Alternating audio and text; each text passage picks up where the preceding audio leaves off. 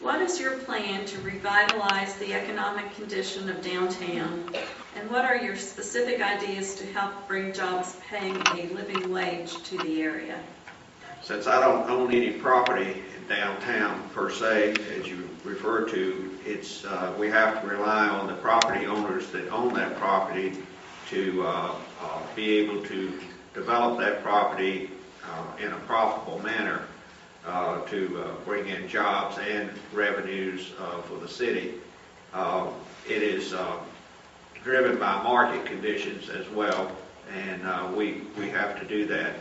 We have to also be able to have the tools in place to encourage that, and I believe there's a study going on now to do a demographics of the area for perhaps a convention center, and I'm looking forward to seeing those results to see if we can't use some of that property, provided the owners were willing to participate on the south end of Main Street, where we already have some open space to do that, or maybe on some other areas close into downtown. It's a difficult situation because you have different property owners there that they have their own opinions as to what they want to do with their properties, and they have that right. So we have to work with them, and hopefully we can encourage that. I'm sorry I can't answer the rest of the question there. Yes, I think one of the things we can do that I, like the City Council talked about doing a couple months ago, is promote our city even more.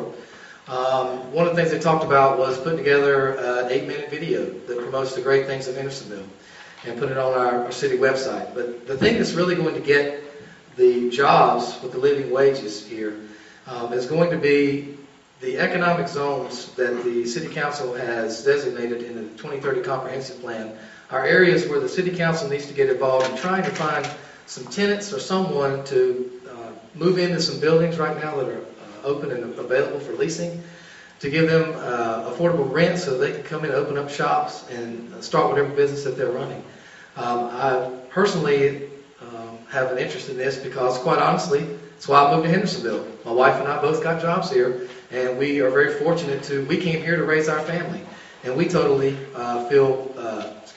we're very happy with the experience that we've had. And we talk about all the time, how do we get other families like ourselves here? And I think the key to that is going to be a good office space that people can work in, that they can park and get to. And the City Council, I think, can help promote, whether it's on 7th Avenue or other places in the economic zones that have already been designated, businesses coming into this area and setting up shop in those those buildings so that they can use that as a hub for these type jobs that you're talking about, where people can make enough money to live and stay in Hendersonville. One of the the misconceptions that I hear during this economic crisis is the troubles on Main Street.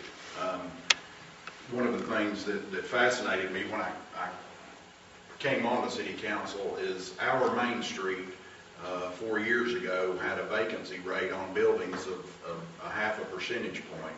The average in North Carolina, or the lowest, closest to that within North Carolina, was 10% vacancy rate.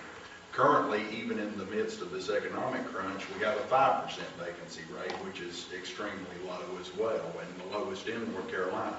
So I beg to differ on some of the opinions that I've heard, with the downtown area.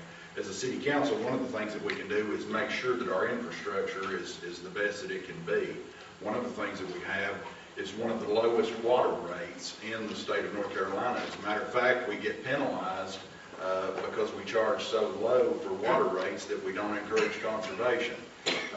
As a city, the things that we can do is support businesses, ensure infrastructure is in place, and to work to move infrastructure out to those places that are creating jobs that may be in the extra areas of the city.